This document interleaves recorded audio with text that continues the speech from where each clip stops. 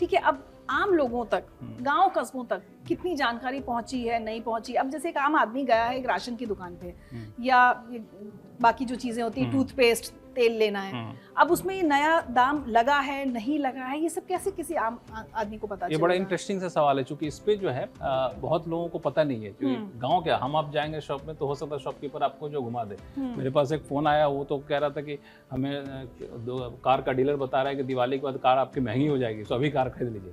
हमने पूछा कि बताओ कैसे कैसे महंगी होगी, जब डिटेल उसको बता तो नहीं, उसको सस्ती होनी थी। तो सामने वाला बेचने के लिहाज से कुछ भी कर सकता है, वो आपको काफ़ी ज़्यादा अवेयर रहना है।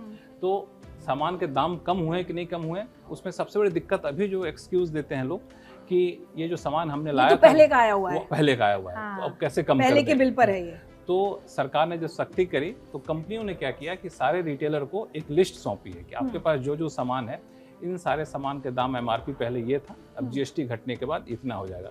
अब MRP को रातों रात बदल सकते नहीं है। मान लीजिए टूथपेस्ट है, उस पर GST कम हो गया है, अब उसके पैकेट को ऐसे बदलेंगे रातों रात? नहीं बदल सकते। तो आप क्या कर रहे हैं कि उसका एक लिस्ट सौंप दी है, तो उस लिस्ट के हिसाब से या तो दुकानदार नया स्टिकर चिपका दे रहा है, आमतौर पर इतने ईमानदार होते नहीं है, स्टिकर चिपकाएंगे मुश्किल है, लेकिन उस लिस्ट के हिसाब से वो आपसे चार्ज करेंगे।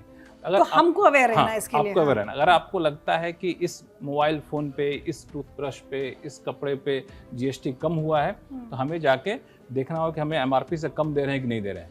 कम दे रहे हैं तो कितना कम दे रहे हैं, कम नहीं दे रहे तो उनसे पूछना है क्यों नहीं कम दे रहे हो, तुम्हारे पास जो लिस्ट है वो दिखाओ मुझे, तो फिर आपको क्लैरिटी हो जाएगी। इसके बावजूद अब एक सवाल आपके मन में होगा कि मान लिया जाए वो GST का रेट कम नहीं कर रहा है, हमारे कहने के बाद भी नहीं कर रहा है, तो एक कंज्यूमर हेल्पलाइन शुरू की गई सरकार की तरफ से, पहले से भी है। वो कंज्यूमर हेल्पलाइन जो है वो अपने आप में काफ़ी इंपॉर्टेंट है। वो कंज्यूमर हेल्पलाइन जो है उसको आप चाहें तो उस पर कॉल करिए, और वो जो बहुत एक्टिव है आजकल, सारे एक स्पेशल टीम लगाई गई है, उसका नंबर है 1915। ये नंबर आप जो है रखिएगा 1915 पे आप कंप्लेन करेंगे और फिर उसका पूरा सिस्टम अपने आप एक्टिव हो जाएगा। और सरकार ने तो यहाँ तक कि ग्राउंड रिपोर्ट मांगे, किसने कम किया है, किसने कम नहीं किया, पूरी रिपोर्ट दीजिए, सारे फील्ड ऑफिसर्स को लगा दिया है। तो कंपनियां ही बहुत सचेत है। अब देखिए कंपनियां लिस्ट निकालेंगे, हम तो इतने सस्ते कर दिए, हम तो इतने सस्ते कर दिए। इस बार शायद बदमाशी ना करें, मैं उम्मीद करके रखता हूं। एक बात बताइए, अचानक मेरे मन में सवाल आया, तो इस प्रोसेस में जैसे जो हमने कहा कि भाई पहले के रेट के हिसाब से सामान जो दुकानदार लेके बैठा हुआ है रिटेलर, क्या रिटेलर को नुकसान होगा? नहीं, रिटेलर को नुकसान नहीं होगा। क्योंकि रिटेलर को क्या होता है कि रिटेलर ने खरीदा है, तो वो रेट कम दे रहा है, तो उसका जो इनपुट टैक्स रेट होता है वो एडजस्ट हो जाता है।